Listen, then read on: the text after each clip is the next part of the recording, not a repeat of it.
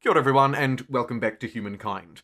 Today we're going to talk something near and dear to me, and something that if you botch it up in your games, you actually may not even live to regret it. It's this: stability. In this video, I'm going to talk to you about the 3 different levels of stability that can be felt both in your cities, but also across your empire as a whole. Secondly, we're going to talk about factors that impact on or affect your stability. And then lastly, we'll talk about managing this stability. But for starters, what actually is it? Well, you can kind of think about it as the overall sort of happiness, safety, and willingness of your people to be governed by you. This is humankind's mechanic, akin to civilization's happiness, but there's a bit more to it, and actually I kind of like the way that they've implemented this a little bit more. So for starters, there are 3 different levels of stability, and you can tell what they are by looking at this bar graph here. In the top 10% is the first level. Then from 30 to 90%, the central range is the mid-level, called strained. And then at the very bottom level of stability, well, that's called mutinous. More on that in a minute.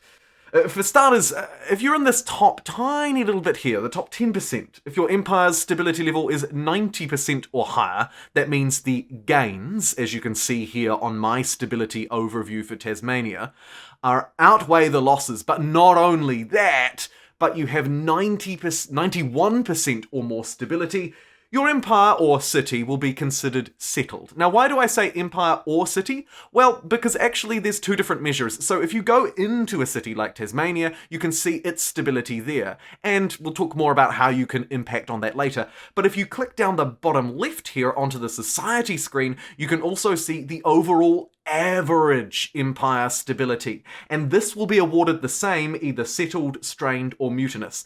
Now, in this case, it's 44%, and Tasmania is 44% because Tasmania is my only city. One of those things when you spawn on a tiny little island underneath a massive island. Anyway, I won't dwell on that.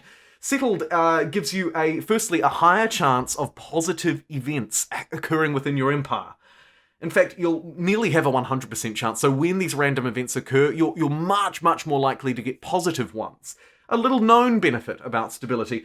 You'll also receive, and this is pretty crucial, 2 influence per population on the city, okay? So at the moment, the city has 9 pop, so it'll be generating 18 influence from those populations themselves, and then other influence from its various other sources. But that's what you need to know about settled. Then stability moves into this central zone between 30% and 90%. As you can see, it's called strained, and it's not actually a particularly bad place to be, but you will only generate half as much influence. That's 1 influence point per population per turn, down from 2. You'll also now have a 50% chance of bad events occurring, aka you've got half a chance. Flip a dice in a city that has strained stability. Flip a dice, flip a coin in a city that has strained stability, and maybe you'll get lucky, maybe you won't. You've got a 50-50 chance. Other than that, that is the only real negative impacts from being in this strained section. So you can afford to stay there for a while, but you'll want to build it up because it does directly impact the amount of influence you are producing. This is particularly early and particularly important in the early game, I should say. Goodness gracious. Then we have the final category, mutinous. Mutinous is when your stability falls to 29% or lower in this bottom section of the bar graph. When you're mutinous, you will be unable to queue any districts. They will simply have an infinity symbol next to their timer number here, and you won't be able to build them. So basically, your city is completely blocked out from producing most things.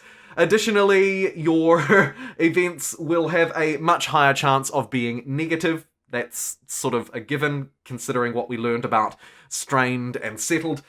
And finally, your citizens may begin to flee or rebel against you. This is not ideal. They'll pop out of the city. Either they'll migrate completely away, or they'll pop out of the city as units, as rebel units, and you'll need to fight them away, or they can actually cause some real damage. So do bear that in mind when you're trying to manage the stability of Tasmania. So those are the 3 different levels of stability. Now let's talk about the factors that impact it. There are largely 4 on either side. Negative impacts on stability. These are things that reduce it, include most districts. You can see here the farmer's quarter -10, the maker's quarter -10, the market quarter -10, so on and so forth. Most districts, excluding the garrison and the commons quarter, that is. Next up, you'll be down 20 per attached territory. So for every territory that you expand to and hook up to your cities using influence or gold later in the game, you'll take a 20 stability hit. Remember, you can see a full breakdown of your gains and losses if you hover over this chart. So you can get a feel for how much of impact something like -20 would have, and you can figure out that way whether it's a good idea to attach territories or not. The other two things are if you're in the red in terms of your influence and your gold. If you're in the red, you will lose 1 stability per turn that you remain in the red for either of those. When I say in the red, I of course mean in a negative balance. So if you have a negative balance of influence for 3 turns, by the time you get to that third turn, a -3 will be applied to your stability. If you stay in the red, let's say you're bankrupt for 20 turns because you have to keep paying someone off up here to stop fighting you, then you will receive a -20 impact on your stability in Tasmania, or whatever your city may be. So what positively impacts it? How can you build stability up? Well, luckily for you, there are quite a lot of ways. For starters, you'll receive +5 per unit on the main plaza. So if you station your troops on your city, you will receive +5 stability per unit. That's a nice quick way to do it if you have units just like wandering around, not really doing anything. If they're not chopping woods like these, not chopping forests, you may as well bring them into the middle. Next up, building wonders, of course. On your Wander selection screen, you will note that when you look at every one of these, they all provide stability in the same way that holy sites also provide stability, right? Same kind of deal. Usually it's 20, sometimes it's 40, a good way to get it. You'll get at least 5 from Commons Quarter and at least 5 per your garrisons. And I want to just quickly touch on garrisons for a second because they're an interesting district. So you can see that they provide some fortification. So if you're being attacked or you're defending or you're fighting, whatever, your units will receive some extra defense. But you also get innately +5 stability. Of course, that can be scaled down the line, more on that in a minute. But the other unique thing about garrisons is that they count as a land unit spawn. So that's pretty fun. You can click the little person icon like this on this harbor and have your units spawn there. Also, you don't need to build them directly adjacent to another district, but it is worth noting that they do receive bonus stability. You can see if I put one here, because of its adjacency to other districts, it will receive +15. Whereas if I build one completely out here in the middle of nowhere, it will just get the simple +5. They're definitely worth doing to build up your stability and your city's defense. There are, of course, some other multipliers you can apply to them, such as the wonderfully powerful city infrastructures, right? City Watch, for example, +5 stability on garrison. Reminder, this is garrison. +5 stability on these. Pretty dang good, right? You also have police force and secret police. You have a buff to the Commons Quarter here in infrastructures and some miscellaneous projects, i.e. some public ceremonies, like public fountain, also infrastructure, the aqueduct, and the sewage plant. Sorry, those are all infrastructures. I think you should focus largely on infrastructure to improve existing districts, and really the Commons Quarter or the garrison are your absolute go-tos. There are, of course, also a couple of other ways to influence your stability. And really the main one is here in your ideological structure for your society. So if you manage to stick in the middle, choosing nothing too controversial or balancing out your policies, you'll receive an innate +10% for being sort of in the middle of the political spectrum. As you move either side, you start to lose stability, and when you're right out at the fringes of these ideologies, you gain none. So it could be an important thing for you to consider to try and stick centrally. The other thing you could do, of course, is take a look at your actual civics themselves and try and find some that can provide you with additional stability. I know for a fact that monoculturalism increases stability on the main plaza, for example, but there are others too. But broadly, you want to make sure that you're keeping your society in line if you want to keep that stability in line, right? Sort of in the middle is happy for most. It does make sense. It does make sense. Lastly, I'd like now to talk about how do you manage stability. some strategies for when you're playing through the game. Maybe unlike me spawning in Tasmania here, you managed to spawn up here with lots of land and territories to take. One tip, of course, is to try not to expand your territories too quickly. As I said, whenever you try and click this little attach button here to attach another outpost into your city, you will take that hit. So it does pay to sort of slowly add territories into your nation, likewise with claiming territories as well. Do it slowly, manage your stability. Building garrisons around existing infrastructure, as I've said, a really great tip. And honestly, don't sleep on these. These are actually pretty good. Remember, you can build your districts as many times as you like, so don't be afraid to build these garrisons.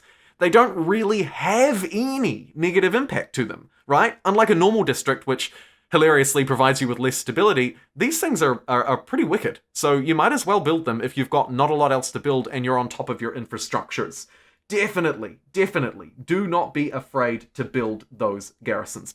Of course, lastly, different cultures that you choose can also impact your overall level of stability. So there are literal cultures that can provide you with additional means to get stability. Zhao, for example, in the first era, provides you with an additional 2 stability on all districts for the rest of the game. Likewise, you can see here the English, the stronghold, actually provides stability instead of taking it away. There are certain cultures that can help you with that.